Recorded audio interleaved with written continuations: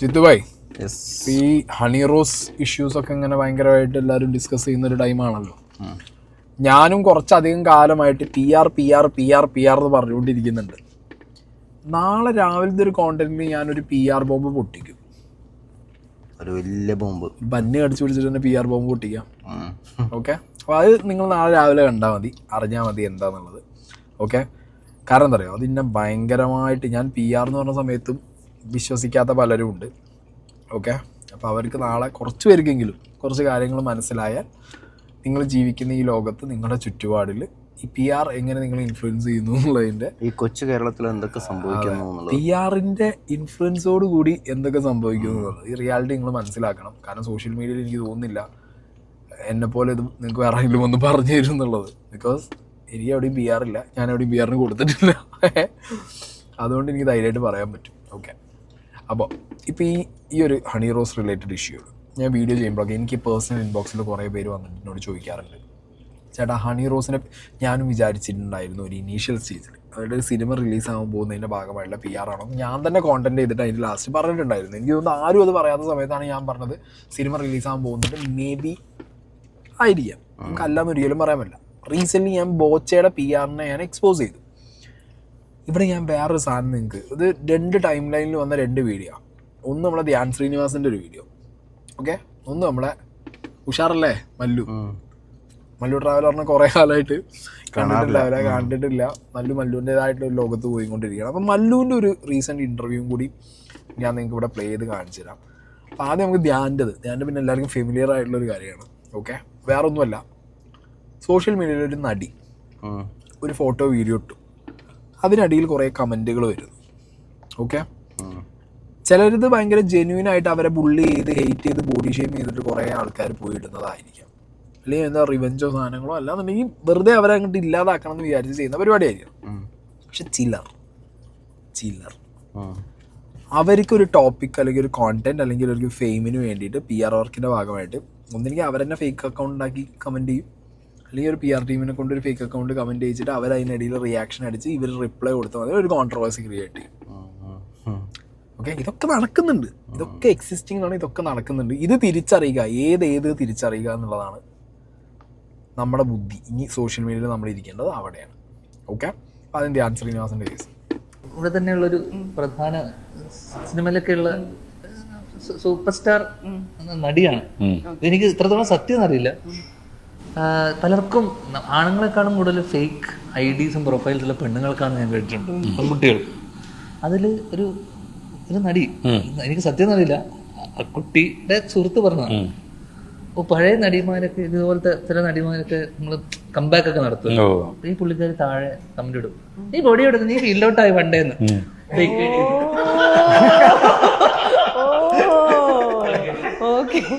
മനസ്സുറക്കാനുള്ളതൊക്കെ fake ഐഡിയിലാണ്. പക്ഷെ ഇവരൊക്കെ friends വേണത്രേ. ഇത് എത്രത്തോളം അപ്പൊ അങ്ങനെ ഇപ്പൊ ഷാജി ചേട്ടനൊക്കെ പോസ്റ്റ് ഒക്കെ ഇടുമ്പോ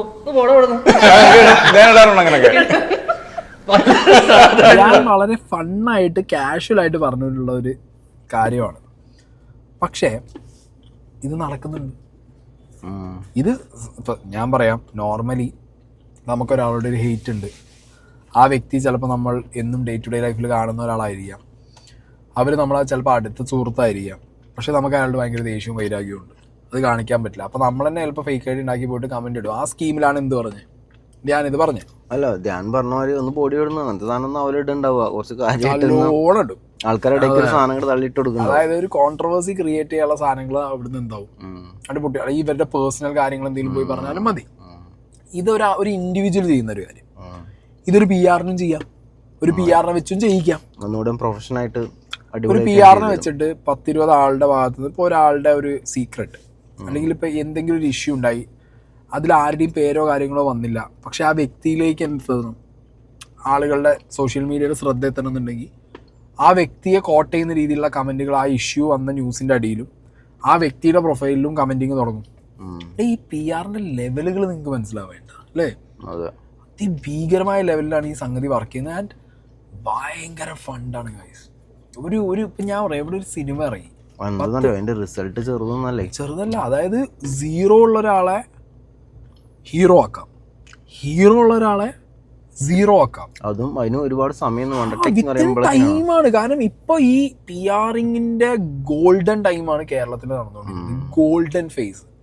ഓക്കെ, നമ്മുടെ മലയാളികളുടെ ഇടയിൽ ഈ PR, അത് പൊളിറ്റിക്കൽ PR ആണെങ്കിലും മതപരമായിട്ടുള്ള PR ആണെങ്കിലും ഇപ്പോൾ ഒരു ബിസിനസ്സുകാർക്കുള്ള PR ആണെങ്കിലും സിനിമാക്കാർക്കുള്ള PR ആണെങ്കിലും സോഷ്യൽ മീഡിയ PR ആണെങ്കിലും, ഞാൻ അതും പറയുന്നു, സോഷ്യൽ മീഡിയ PR ആണെങ്കിൽ പോലും മാൻ ഇതിൻ്റെ ഒരു എഫക്റ്റ് ഭയങ്കരമാണ് അല്ലേ.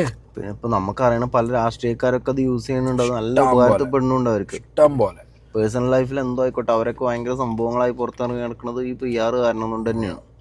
ഇനി മല്ലു ട്രാവലർ, ഇപ്പൊ ഇത് ധ്യാൻ വളരെ ഫണ്ണായിട്ട് ഒരു ഇൻഡിവിജ്വലിന്റെ പെർസ്പെക്റ്റീവിൽ ഒരു ഇൻഡിവിജ്വൽ ചെയ്തിരിക്കുന്ന ഒരു കാര്യം ധ്യാൻ ആളുടെ പേരും പറയാതെ എടുത്ത് പറഞ്ഞൊരു സംഗതി. മറ്റേ സാധനമൊക്കെ ചേർത്ത് ഉണ്ടത്രേ, അതെ ഉണ്ടത്രേ, അങ്ങനെ ആയിരുന്നത്രേ, അങ്ങനെ പറഞ്ഞത്. മല്ലു ട്രാവലർ ഒന്നും കൂടി ക്ലിയർ ആയിട്ട് കുറച്ചുകൂടി അവിടെ കാര്യം പറയുന്നുണ്ട്. ഇപ്പം നമ്മുടെ ലേറ്റസ്റ്റ് നടിമാരുടെ ഒക്കെ ഒരു പുതിയൊരു മെത്തേഡ് റീച്ച് കിട്ടാൻ വേണ്ടിയിട്ട് ഇവർ റീച്ചൊന്നും ഇല്ലാണ്ടൊക്കെ ഇവരെന്ത് ചെയ്യും, ഒരു കുറച്ച് ഡ്രസ്സൊക്കെ ഇട്ട് വരും, ബിക്കിനി എന്തൊക്കെ ഇട്ട് വരും. എന്നിട്ട് ഇവരൊരു PR ടീമിനെ കൊടുക്കും. ഇവർ അതിൻ്റെ താഴെയിൽ ഒരു ഫേക്ക് ഐ ഡി ഒന്ന് കമൻറ്റ് ചെയ്യും ഇതിനെതിരെ. അതിൻ്റെ താഴെയിൽ വേറെ ഫേക്ക് ഐ ഡി കമൻറ്റ് ചെയ്യും. ഒരു 5-10 ഫേക്ക് ഐഡീസ് ഈ ഡ്രസ്സിനെ പറ്റി ഡിസ്കസ് ചെയ്യും. ഇത് ഇവർ തന്നെ സ്ക്രീൻഷോട്ട് എടുത്തിട്ട് സോഷ്യൽ മീഡിയയിൽ ഇടും. തുടങ്ങും എല്ലാവരും കൂടിയിട്ട് പൊതിയാണ്. പക്ഷെ ശരിക്കും സംഭവിക്കുന്നത് എന്താ, ഈ കമൻറ്റ് ചെയ്ത ആൾക്കാരുടെ പ്രൊഫൈൽ കയറി നോക്കിയാൽ നിങ്ങൾക്ക് വളരെ ക്ലിയർ ആയിട്ട് കാണാം ഫേക്ക് ആയിരിക്കും. പുതിയ ട്രെൻഡിങ് ഇപ്പം പറയുന്നത് അവർ തന്നെ ക്രിയേറ്റ് ചെയ്യുന്നതാണ്. It's part of the game. അവർ തന്നെ ക്രിയേറ്റ് ചെയ്യുന്നതാണ്. കേരളത്തിൽ ഇപ്പം ഒരുപാട് PR കമ്പനികൾ സ്റ്റാർട്ട് ചെയ്തിട്ടുണ്ട്. ഇപ്പം നിങ്ങൾ ഫ്രീക്വൻ്റ് ആയിട്ട് ഏതെങ്കിലും നടിയുടെയോ ഏതെങ്കിലും നടൻ്റെയോ പോസ്റ്റുകൾ കാണുന്നുണ്ടെങ്കിൽ നിങ്ങൾ എഴുതി വെച്ചാൽ അതൊരു PR വർക്കാണ്. നിങ്ങൾ അവരെ വിഡ്ഢികളാക്കിക്കൊണ്ട് ഇങ്ങനെ റീച്ച് ആയിക്കൊണ്ടിരിക്കുന്നത്. അപ്പോൾ ഇതൊക്കെ ജനങ്ങളിലേക്കാണ്. ജനങ്ങൾക്ക് നെഗറ്റീവാണ് മെയിനായിട്ട് വേണ്ടത്. നെഗറ്റീവ് ഉണ്ടെങ്കിൽ അവർക്ക് തെറി വരും. മല്ലു പറഞ്ഞ ഒരു കാര്യം ഞാൻ പറയാം, ഒരു വ്യക്തിയുടെ താല്പര്യമാണ് എന്ത് ഡ്രസ്സ് ഇട്ടിട്ട് അവരെന്ത് പോസ്റ്റ് ചെയ്യണമെന്നുള്ളത്. പക്ഷെ അതിലൂടെ ഒരു PR വർക്ക് ഇനീഷ്യേറ്റ് ചെയ്യുന്നതും ആ വ്യക്തിയുടെ പേഴ്സണൽ താല്പര്യമാണ്. അതായത് PR ഫണ്ട് ചെയ്തിട്ട് ഒരു കോൺട്രവേഴ്സി ക്രിയേറ്റ്, പക്ഷെ അത് മനസ്സിലാക്കുക എന്നുള്ളതാണ് നമ്മളെ ബുദ്ധി. കാരണം നമ്മൾ ഏറ്റവും കൂടുതൽ ഡാറ്റ കളഞ്ഞ് ഈ സാധനത്തിനകത്തിരിക്കും, നമ്മളാണ് കളയുന്നത്. സ്ട്രെസ്സും ഒക്കെ നമ്മൾ നമ്മുടെ എൻജോയ്മെന്റിന് വേണ്ടിയിട്ടാണ് ഫോണിലിരിക്കുന്നത്. ഈ ടൈമിൽ നമ്മൾ കാണുന്ന ഓരോ സാധനം കൃത്യമായി ഓഡിറ്റ് ചെയ്യാൻ നമ്മളെ കൊണ്ട് പറ്റണം. ഓക്കെ, ന്യൂസ് ആണെങ്കിലും എൻ്റർടൈൻമെൻ്റ് ആണ്. ഇപ്പോൾ AI ഭയങ്കരമായിട്ട് ഉള്ളൊരു ടൈമാണ്. ഓക്കെ, ഈ അടുത്ത ആറാട്ടൻ്റെയും പെരേനേൻ്റെയും ലിപ് ലോക്ക് വന്നിട്ട് ചിലരത് വളരെ സത്യമാണെന്ന് വിചാരിച്ചിട്ടുണ്ട്. ഒരുപാട് പേര് എന്നോട് എത്ര പേര് പേഴ്സണലി വിളിച്ചു, നിന്റെ ആറാട്ടണ്ണൻ ഇങ്ങനെയല്ലേ നിന്നോട് വിളിച്ചിട്ട്. എനിക്ക് ആറാട്ടെണ്ണനൊക്കെ ആണെങ്കിൽ അത് ഭയങ്കരമായിട്ട് ബാധിച്ചു തോന്നുന്നുണ്ട്. അവരത് സിമ്പിൾ ആയിട്ട് അത് ആണ് എല്ലാവർക്കും മനസ്സിലാവുന്ന രീതിയിലല്ല അവർ തള്ളുന്നത്. ആറാട്ടണ്ണനും പെരേരിയും ആണുങ്ങളും ആറാട്ടണ്ണനും പെരേരിയും ആയതുകൊണ്ട് മാത്രം അതിൽ കേസോ കാര്യങ്ങളോ അവർ കൊടുത്തിട്ടും എന്ത് ചെയ്യുന്നില്ല, ഒരു വിഷയവും നടക്കുന്നില്ല. ആരുണ്ടാക്കി എന്താന്നുള്ളതിനെ കുറിച്ച് വലിയ ഐഡിയാസ് ഒന്നും ഇല്ല. ഇങ്ങനത്തെ വിഷയങ്ങളിലാണ് നമുക്ക് ഈ ഒരു എന്താ പറയാ തുല്യതയും കാര്യങ്ങളൊന്നും കാണാത്തത്. ഇപ്പൊ ഒരു ലേഡി ആണെങ്കിൽ തല കുത്തനങ്ങട് മറച്ചു വെച്ചിട്ടുണ്ടാവും ഭൂമി. ഞാൻ പറഞ്ഞല്ലോ, ഇക്വാലിറ്റി എന്ന് പറഞ്ഞ സാധനം അല്ലെങ്കിൽ ഈക്വൽ സ്പേസ് എന്ന് പറയുന്നത് നിയമപരമായിട്ടും കൂടി വേണ്ട കാര്യമാണ്. പക്ഷേ ബട്ട് സ്റ്റിൽ ഞാൻ പറയുന്നു വീണ്ടും, ഒരു അപ്പർ ഹാൻഡ് ഒരു വിസിബിലിറ്റി ലേഡീസിന് വേണം. കാരണം ഇപ്പോൾ നമ്മളെ സൊസൈറ്റിയിൽ ഇപ്പോൾ ഈ ഇന്നലെ ഇന്നുമായിട്ട് കാണുന്ന ന്യൂസുകളൊക്കെ എന്ന് പറഞ്ഞാൽ സീനാണ്. ഓക്കെ, അപ്പം അങ്ങനെയുള്ള സമയത്ത് വേണം. കാരണം നമ്മുടെ നാട് ഇപ്പോഴും തിരുന്നിട്ടില്ല, ഇപ്പോഴും തിരുത്താത്ത അല്ലെങ്കിൽ ഇപ്പോഴും അങ്ങനെ കാണുന്ന ഒരുപാട് പേരുണ്ട്. അപ്പോൾ പിന്നെ അത് അങ്ങനെ തന്നെ ഇരിക്കട്ടെ. ബട്ട് ഞാൻ പറയുന്നത്, coming to my point, PR is not a small game. ഞാൻ പറഞ്ഞല്ലോ, ബിഗ് ബോസ് പോയി വന്നതിന് ശേഷമാണ് ഇതിൻ്റെ ഒരു എഫക്റ്റ് മനസ്സിലാക്കിയത്. ക്രെഡിബിലിറ്റി ടാർണിഷ് ചെയ്യുക എന്നുള്ളതാണ് ഫസ്റ്റ് ഓഫ് ഓൾ ഇവർ എന്നെ ചെയ്തതും കൊട്ടേഷൻ കൊടുത്തതും ആരൊക്കെയാണെന്നുള്ളത് എനിക്ക് കൃത്യമായിട്ട് അറിയാം.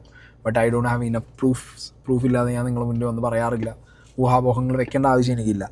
ഓക്കെ, അതൊന്ന്. അവിടെ മുതലാണ് ഞാൻ ഇതിനെക്കുറിച്ച് അന്വേഷിച്ചു തുടങ്ങിയത്. ഡിഗിങ് ഡീപ്പ് ഞെട്ടിപ്പോണ കുറേ സാധനങ്ങളാണ് PR-നെ കുറിച്ചിട്ട് എനിക്ക് മനസ്സിലാക്കാൻ പറ്റിയത്. അതുകൊണ്ട് തന്നെയാണ് ബോച്ചേൻ്റെ ആ ഒരു കാര്യം എനിക്ക് കണ്ടുപിടിക്കാൻ പറ്റി.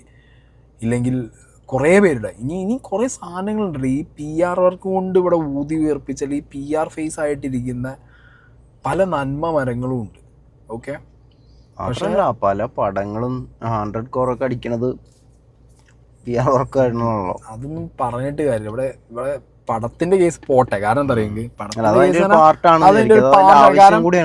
കാരണം ഒരു സിനിമ 10 കോടിക്ക് എടുക്കുമ്പോൾ 5 കോടിക്ക് അപ്പുറത്ത് PR എടുത്തേ പറ്റും എന്നുള്ളൊരു അവസ്ഥ ഇപ്പം ഉണ്ട്. കാരണം ഒരു പാൻ ഇന്ത്യനും കൂടി ആണെന്നുണ്ടെങ്കിൽ അത് ചെയ്തേ പറ്റൂ. അത് ആ ഗെയിമിൽ അതാണ്, സിനിമേൻ്റെ ഗെയിമിൽ ഞാൻ PR സമ്മതിച്ചു.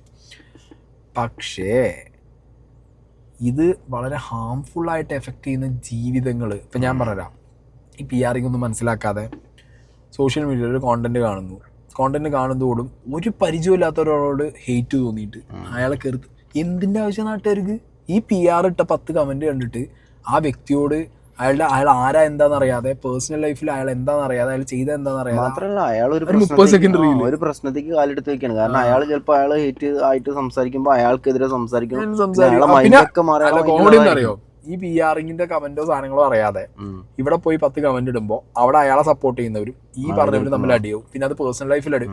ഞാൻ ഉറപ്പ് പറഞ്ഞുതരാം, കമന്റ് ബോക്സ് അടികളെ കൊണ്ട്, കമന്റ് ബോക്സിൽ നടന്ന ഈ ഒരു അടി കൊണ്ട് ചിലപ്പോൾ എന്താണെന്ന് അറിയോ, കമ്മിങ് ഡേയ്സിൽ നമ്മൾ കേൾക്കും സോഷ്യൽ മീഡിയയിൽ വൈരാഗ്യം വെക്കാനുള്ള ചാൻസ് ഉണ്ട്. കാരണം മുഖം കാണാത്തോണ്ട് ആൾക്കാർ വായത്തിനൊക്കെ വിളിച്ച് പറയല്ലേ, അതും വീട്ടുകാരെയും ഒക്കെ പറയല്ലേ.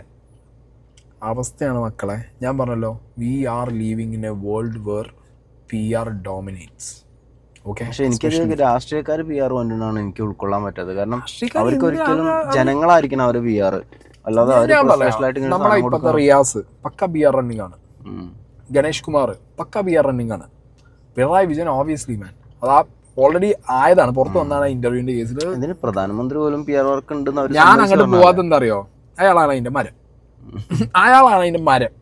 ഓക്കെ, അയാൾക്ക് ഒരു PR ഇല്ലാതെ, ഒരു PR-ന്റെ ഒന്നും ഇല്ലാതെ അയാൾക്ക് മീഡിയനെ പോലും അഡ്രസ് ചെയ്യാൻ പറ്റില്ല. അങ്ങനത്തെ ഒരു പ്രധാനമന്ത്രിയാണ് നമ്മുടെ നാട്ടിലുള്ളത്. എല്ലാവരും ഞാൻ പറഞ്ഞു, നന്മമരങ്ങളടക്കം വലിയ വലിയ നന്മമരങ്ങളടക്കം ഇഷ്ടം പോലെ. ഇനി ഒന്നും വേണ്ട, എല്ലാ പാർട്ടിയിലും ഉണ്ട്. പിന്നെ രാഹുൽ മാങ്കൂട്ടത്തിന് പ്രോപ്പർ PR ഉണ്ടായിരുന്നു, ഷാഫി പറമ്പിന്റെ പ്രോപ്പർ PR ഉണ്ടായിരുന്നു, എല്ലാവർക്കും ഉണ്ടടി, എല്ലാവർക്കും. Rahul Gandhi and all man heavy PR. ഞാൻ പറഞ്ഞല്ലോ, PR ആവാം ഇഫ് ദാറ്റ് ഗൈ അയാൾക്കത് വേർത്തിയാണ്, അല്ലെങ്കിൽ അയാൾ അതിന് ആ PR അയാൾ നാട്ടുകാർക്ക് ഒരു ഹാം ചെയ്യുന്നില്ല, അല്ലെങ്കിൽ ആ PR വർക്കിലൂടെ വേറെ ഒന്നിനെ പൊളിച്ചിട്ടല്ല ഇയാൾ വരുന്നതെന്നുണ്ടെങ്കിൽ ദാറ്റ്സ് ഫൈൻ. ആളെ പറ്റിക്കാനും ഒന്നിനെ തകർത്ത് വേറെ ഒന്നുണ്ടാക്കാനുള്ള PR അല്ല, ചിലപ്പോൾ ചെയ്യണ ചില കാര്യങ്ങൾ ആൾക്കാരുടെ ഇടയ്ക്ക് എത്തിക്കേണ്ടതായിട്ടുള്ളതുണ്ടാവും. അതിന് PR കൊടുക്കണോ രാഷ്ട്രീയത്തിൽ കൊടുക്കണോണ്ട് എനിക്ക് വലിയ എതിർപ്പ് തോന്നുന്നില്ല. കാരണം ചിലത് ജനങ്ങളുടെ ഇടയ്ക്ക് എത്തണം, ചിലതൊക്കെ കാണാതെ കിടക്കും. അതല്ലാതെ നമ്മൾ നിൽക്കുന്നതും ഇരിക്കുന്നതും കിടക്കുന്നതും എല്ലാം PR കൊടുത്ത് നമ്മളങ്ങോട്ട് കുട്ടപ്പനാക്കി മാറ്റണതാണ് പറ്റാത്തത്. സോ ഇത്രേ പറയാനുള്ളൂ. ഞാൻ പറഞ്ഞല്ലോ, എഗെയിൻ നാളെ രാവിലെ ഒരു സാധനം ചെയ്യണമെന്നുണ്ട്, കൺഫേം ആണ്, ഞാൻ ചെയ്യും. അത് പക്ഷെ നിങ്ങൾ എങ്ങനെ ആക്സെപ്റ്റ് ചെയ്യുമെന്ന് എനിക്ക് അറിയില്ല. ബിക്കോസ് അതിനും ഞാൻ ചാൻസ് ഒന്നും കാണില്ല, ആരും ആക്സെപ്റ്റ് ചെയ്യില്ല. കാരണം എന്താ അറിയോ, നിങ്ങൾക്കത് എഫക്ട് ചെയ്യാത്തത് കൊണ്ട്, നിങ്ങളെ ഇത് എഫക്ട് ചെയ്യാത്തത് കൊണ്ട് എന്നുള്ള തോന്നൽ മാത്രമാണ് നിങ്ങൾക്ക്. ശരിക്കും ഒരു സാധാരണക്കാരൻ ഭയങ്കര എഫക്റ്റഡാണ്. സോഷ്യൽ മീഡിയയിൽ അത്യാവശ്യം സമയം കളയുന്ന, എല്ലാ കണ്ടന്റും കാണും, കമന്റ് ചെയ്യുന്ന ഒരാൾ എഫക്റ്റഡാണ് ഭയങ്കരമായിട്ട്. നിങ്ങൾക്ക് അൺഫോർച്ചുനേറ്റ്ലി അത് ഡയറക്റ്റായിട്ട് എഫക്റ്റായി ഫീൽ ആവുന്നില്ല. പക്ഷേ എനിക്കൊക്കെ അത് ഡയറക്റ്റായിട്ട് എഫക്റ്റ് ആവുന്നത് കാരണം ഞാൻ ഇതിനകത്തുനിന്ന് വരുമാനം വാങ്ങുന്നതും ഇതിനകത്ത് സമയം കൂടുതലായിട്ട് കളയുന്നതും ഇതൊരു ബിസിനസ്സായിട്ട് കൊണ്ടു നടക്കുന്ന ഒരാളായതുകൊണ്ട് നമുക്കിത് ഭയങ്കരമായിട്ട് എഫക്റ്റ് ചെയ്യും. എഫക്റ്റ് ചെയ്യുമ്പോൾ നമ്മൾ ഇതിനെക്കുറിച്ച് അറിയും, പഠിക്കും. അതുകൊണ്ടാണ് പറയുന്നത്. ഞാൻ പറഞ്ഞല്ലോ, ഇനി മുന്നോട്ടുള്ള കാലഘട്ടത്തിൽ, മുന്നോട്ടുള്ള ലൈഫിൽ നിങ്ങൾക്ക് ഇങ്ങനത്തെ ഇൻഫർമേഷൻസ് ഗ്യാദർ ചെയ്താൽ നിങ്ങൾക്ക് നിങ്ങളുടെ മക്കൾക്കെങ്കിലും പറഞ്ഞു കൊടുക്കാം. ബിക്കോസ് അൺഫോർച്ചുനേറ്റ്ലി കുട്ടികൾ ഇതൊന്നും അറിയാതെയാണ് എന്ത് ചെയ്യുന്നത്, സോഷ്യൽ മീഡിയ പാരൻസ് അറ്റ്ലീസ്റ്റ് ഇത് മനസ്സിലാക്കുക, പറഞ്ഞു കൊടുക്കുക, അതാണ് വേണ്ടത് ശരിക്കും. ബിക്കോസ് PR എന്താണ്, PR ഹൗ ഇറ്റ് വർക്ക്സ്, നമ്മൾ സ്വയം ബുദ്ധി വിടരുത്. സ്വയം ബുദ്ധി നമ്മൾ വിടാനേ പാടില്ല. PR ഗെയിമിൽ അവരെ മാനിപ്പുലേഷൻസ് നമ്മൾ വീഴരുത്. അല്ല, നമ്മൾ എന്തെങ്കിലും ഒരു വീഡിയോ അല്ലെങ്കിൽ എന്തൊരു സാധനം കാണുമ്പോൾ അതിലാണ്ട് കമന്നടിച്ച് വിടാതെ അത് ഓഡിറ്റ് ചെയ്യാൻ പറ്റണം. പറ്റിയില്ല എന്നുണ്ടെങ്കിൽ നമ്മൾ ആരെങ്കിലും ഇട്ടിട്ട് പോയ ഒരു കാര്യമോ അല്ലെങ്കിൽ ആരെങ്കിലും പറഞ്ഞിട്ട് ഒരു കാര്യമോ എൻഡോസ് ചെയ്ത് കഴിഞ്ഞാൽ ഒരു കാര്യമില്ല, ബുദ്ധിയും ബോധവും ഇല്ലാതെ നമ്മൾ അങ്ങനെ മുന്നോട്ട് പോകും. ഓക്കെ, സോ ഇവർ 2 പേര് പറഞ്ഞ കേസും അല്ലേ, 2 പേര് പറഞ്ഞ കേസും നിങ്ങൾക്കിപ്പോൾ ഏകദേശം കാര്യങ്ങൾ മനസ്സിലായിട്ടുണ്ടാവും. Okay, so try to find that difference. നിങ്ങൾ കാണുന്നതിലുള്ള വ്യത്യാസം അതെന്താ, ഏതാ, എങ്ങനെയാണെന്നുള്ളത് സ്വയം കണ്ട് വിലയിരുത്തി മുന്നോട്ട് പോവുക സോഷ്യൽ മീഡിയയിൽ.